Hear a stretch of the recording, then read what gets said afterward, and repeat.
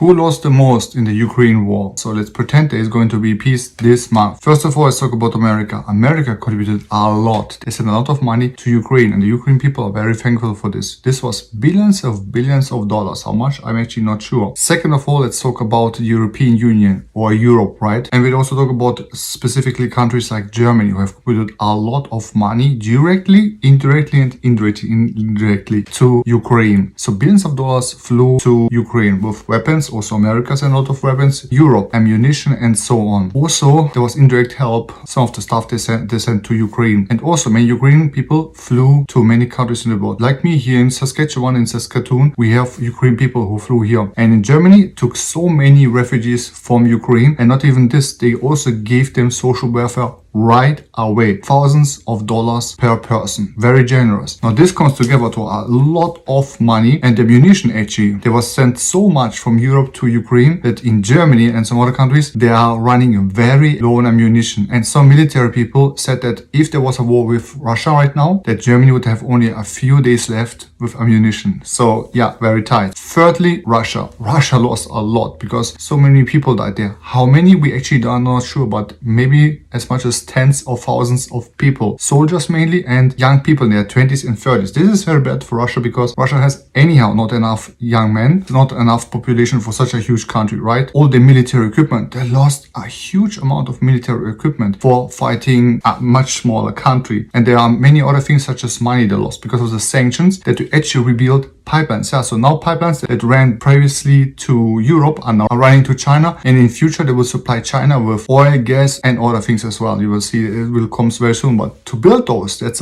billions of dollars investments from Russia's side, and Russia had to sell oil and gas very extremely cheap to other countries such as India to actually offset some of the sanctions. Lastly, Ukraine. Ukraine lost by far the most. They have lost so many lives and even civilians. It's very difficult to estimate how many it was, but we can probably say at least 100,000 people and more. Ukraine lost also. Many people left to other countries such as Germany, here in Canada. Some of them will never ever return to Ukraine. They will not, because the life here is easier and it's much safer because Russia is still there, even if there is a peace, right? So we never know what in the future holds. Economically, it's a disaster for Ukraine. They lost a lot of land, and this land is one of the best pieces of land in the entire world. It's so good for growing crops and everything. Also, the southern part of Ukraine is also to the Black Sea, right? So access to trading is now easier for Russia. Tourism, Russians who live in cold places can now go downwards to the south side of Ukraine, which will then now belong to Russia. So at the end, yes, Ukraine unfortunately is the one that lost the most.